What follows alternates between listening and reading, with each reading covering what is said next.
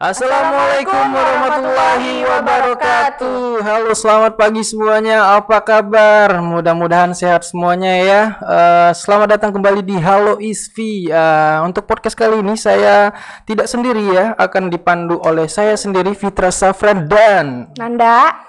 ya, jadi Nanda ini adalah salah seorang mahasiswi ya. Ya, Mahasiswi dari mana, Mbak? Dari Prodi S1 Farmasi Klinis dan Komunitas. Oh iya, jadi Mbak Nanda ini adalah mahasiswi dari Stikes ISPI Prodi S1. Jadi bagi kalian yang belum tahu nih, ini adalah Mbak Nanda dari Prodi S1. Oke, kembali ke topik. Topik kali ini kita akan sedikit membahas yang sehat-sehat ya, Mbak ya. Sehat-sehat. Dan tentunya yang akan dibahas oleh narasumber super kece kita, narasumber siapa lagi kalau bukan Apoteker Eka Kumalasari M.Farm. Selamat pagi Bu, apa kabar? Pagi, waalaikumsalam. Iya, baik Bu ya, sehat-sehat aja Bu ya. Alhamdulillah. Alhamdulillah. Iya, jadi Ibu Eka ini adalah salah satu dosen dari Stikes ISPI yang memang ahlinya dalam topik kali ini. Ngomong-ngomong Ibu, kita akan membahas yang sedikit sehat-sehat Bu ya. Kalau tidak salah kita akan membahas infus water ya. Infus Kita water. mau bahas infus water. Oke, ngomong-ngomong kalau infus water tuh apa sih sebenarnya Bu? Iya, jadi sebenarnya di dalam kehidupan sehari-hari kita tuh tanpa sengaja sudah mengkonsumsi yang disebut dengan infus water gitu ya. Jadi infus water ini minuman yang terdiri dari campuran dari cairan yaitu air dan juga potongan buah, sayur atau rempah-rempah. Kalau di dalam kehidupan sehari-hari sebenarnya dengan membuat teh di pagi hari itu pun sebenarnya sudah termasuk infus water. Jadi teh itu gitu. juga termasuk infus water. Oh, seperti itu ya. Iya. Oh. Contoh yang paling sederhananya gitu ya, mungkin minum teh tapi tentunya tanpa gula. Oh iya baik. Jadi memang infus water ini memang bagus Bu ya untuk memulai pola hidup yang sehat Bu ya. Betul atau tidak itu? Iya, jadi memang sebenarnya infus water ini adalah tujuannya untuk meningkatkan tren kita dalam mengkonsumsi jumlah cairan dalam perharinya. Jadi diharapkan dengan adanya infus water ini mengajak masyarakat jadi lebih menyukai untuk minum air gitu ya, karena kan dia terbuat dari campuran cairan. Nah, jadi yang tadinya nggak suka minum air putih dengan adanya infus water harapannya lebih tertarik untuk setiap harinya mencukupi kebutuhan asupan cairannya. Oh iya betul sekali ya. Jujur juga saya sendiri pun masih banyak belum mengerti ya tentang infus water. Kalau Mbak Nanda sendiri gimana? Tapi belakangan ini emang kalau infus water ini belakangan memang lagi tren. Apalagi di kalau perempuan biasanya skincare. Biasanya skincare itu terkenal sama infus water tuh terkenal sama bisa dibuat untuk skincare juga. Oh, malah bisa dibuat untuk skincare juga. Biasanya youtuber itu. Oh iya. Oh iya Bu, balik lagi ke topik ya. Terkait infus water ini sebenarnya fungsinya lebih spesifik itu seperti apa sih Bu? Biar para penonton ini juga tahu seperti itulah. Oke, jadi yang pertama itu dia ini bisa membantu dalam proses detoksifikasi tubuh ya. Nah, jadi dengan adanya asupan cairan yang cukup sehingga bisa membantu proses pembuangan racun di dalam tubuh. Membantu ya, bukan berarti dia fungsi utamanya adalah untuk mendetoksifikasi, tapi hanya membantu prosesnya untuk jadi lebih cepat dan lebih maksimal. Kemudian yang selanjutnya dia bisa meningkatkan metabolisme. Tadi kalau nggak ada asupan cairan yang cukup, metabolisme kita tentunya terhambat. Nah, metabolisme ini nanti hubungannya dengan berat badan ya. Berat badan kita bisa tetap terjaga atau bahkan mungkin bisa turun berat badan kita jika memang dengan mengkonsumsi infus water dengan benar. Kemudian dengan adanya rendaman buah-buahan, sayuran dan rempah-rempahan yang tentunya mengandung nilai gizi, bukan hanya vitamin, mineral, tapi ada senyawa aktif berupa antioksidan yang terlarut di dalamnya, itu bisa digunakan sebagai antioksidan tadi. Nah, jadi itu bisa mencegah adanya penuaan dini. Nah, sehingga tadi ya yang adanya zat aktif di dalam si buah-buahan, sayuran dan rempah itu bisa merintangi radikal bebas. Oh iya. Berarti selain menyehatkan tubuh pun juga secara nggak langsung buat penuaan dini pun bisa ini ya Bu ya. Iya, komplit. Iya. Jadi infus water ini bisa untuk orang-orang diet juga ya Bu. Bisa membantu untuk orang-orang yang diet. Gitu. Kita kan sudah mengenal sedikit nih apa sih tadi ya infus water, sudah dijelaskan juga dari Ibu Eka sendiri. Nah, sekarang tuh kan masa kita hanya sekedar mendengar Bu ya? Tahu, Mungkin sedikit, tipsnya gimana sih, cara buatnya apa aja sih Bu? bahan-bahannya. Bahan-bahannya mungkin. Iya, jadi sebenarnya nggak harus yang mahal ya. Nah, jadi nggak harus buah-buahan yang mahal. Sebenarnya pada intinya adalah yang lebih bagus itu pakai buah-buahan yang mengandung kadar air yang banyak. Karena kadar air yang banyak, jadi nanti akan lebih mudah untuk keluar senyawa aktifnya apabila kita rendam di dalam air. Nah, contohnya mungkin semangka, melon, buah fir. Kalau untuk sayur biasanya bisa pakai timun. Kalau rempah-rempah bisa kayu manis, cengkeh. Kalau mau aromanya agak lebih sedap lagi bisa ditambah daun mint, daun kemangi.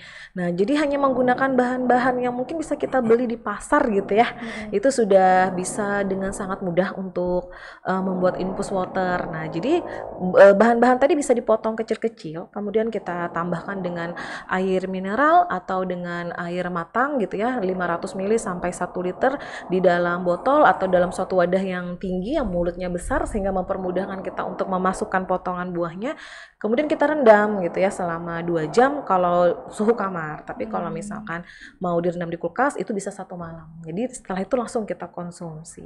Oh iya, baik Bu ya. Berarti bahan-bahannya itu bisa didapat di pasar Bu ya. Iya. Tapi jangan lupa kalau tidak harus yang segar Bu ya. Berarti harus yang segar Bu ya. Kalau bisa yang segar, yang masih dalam buahnya masih dalam apa ya, kondisi yang bagus lah. Yang kita pilih itu tentunya yang terbaik gitu ya. Jangan yang sudah mengalami pembusukan atau sudah mulai layu ya, sebaiknya jangan yang digunakan yang seperti itu. Iya, betul sekali. Nah, itu ya. Jadi memang kita sudah membahas sedikit untuk bahan-bahannya tuh. Teman-teman udah pada tahu tuh, dijelasin sama Bu Eka. Sekarang mungkin pembuatannya tuh ada secara khusus seperti itu Bu, atau gimana ya? Enggak. Sebenarnya tadi seperti yang saya sampaikan ya, pembuatannya itu dengan cara direndam gitu. Direndam aja ya? Cuman sekarang iya, harus iya, kita iya. gunakan air yang memang bersih. Makanya kita pakai air mineral atau air yang sudah matang. Nah, air yang sudah bersih ini pun jangan didukung dengan buah-buahan yang kita cuci juga dalam kondisi yang baik dan bersih. Jangan sampai buah-buahan maupun sayuran yang rempah yang kita gunakan belum dibersihkan. Wah, percuma kalau airnya bersih, buah-buahannya tidak bersih. Betul sekali Bu ya. Jadi gini Bu, saat kita sudah membuat nih, waktu yang paling tepat nih buat minum itu pas kapan? Apakah pas saat kita olahraga ataukah pas mungkin saat kita bangun tidur langsung minum itu mungkin? Iya, jadi sebenarnya di sini sebenarnya sama seperti minum air putih ya. Cuman tadi untuk meningkatkan tren agar lebih banyak orang yang meningkatkan yang suka minum air. Nah, jadi sebenarnya bisa diminum kapan saja, tetapi tidak untuk orang yang menderita punya penyakit asam lambung. Nah, jadi apalagi dengan adanya kan buah-buahan maupun sayuran maupun rempah yang dipilih itu sesuai selera. Nah, sukanya apa? Tapi jika ternyata yang digunakan adalah buah-buahan yang cukup kuat rasanya atau mungkin memiliki rasa asam, nah itu sebaiknya jangan dikonsumsi di pagi hari. Nah, Kayak jadi jeruk nipis gitu. jadi sebaiknya jangan dikonsumsi di dalam kondisi pagi hari, apalagi kalau perutnya kosong gitu ya. Iya, Nah, betul. jadi sebenarnya bisa dikonsumsi sebelum makan itu juga baik, sehingga lambung kita itu menjadi lebih sedikit penuh, sehingga untuk makan banyak itu menjadi terhambat. Iya, betul. Jadi memang ya dalam pembuatan infus water sendiri kalian juga harus melihat bahannya untuk waktu meminumnya. Terus Jadi airnya juga tadi tuh iya, harus betul bersih, sekali. air yang matang. Betul sekali. Jadi kalau misalkan bahannya itu banyakkan asam, otomatis jangan pas saat perut kosong ya teman-teman ya. Oke Bu, terkait dari waktu minumnya tadi Bu ya. Sekarang kan kita nih sudah membahas cara pembuatannya, terus otomatis itu bisa disimpan dulu Bu ya. Bisa. Itu kira-kira sampai kapan Bu? Kalau misalkan disimpan di tempat biasa atau harus di kulkas gitu?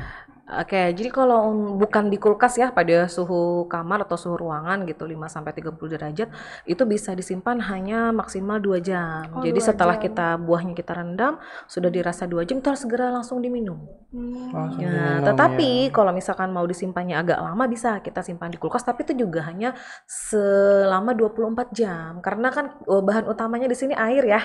Nah, air itu adalah media yang baik buat pertumbuhan mikroorganisme gitu ya. Nah, Betul, jadi itu betul. sangat berbahaya kalau misalkan terlalu lama dan kita mengkonsumsi bukannya jadi sehat, mungkin akan ada berbagai macam timbul gangguan kesehatan.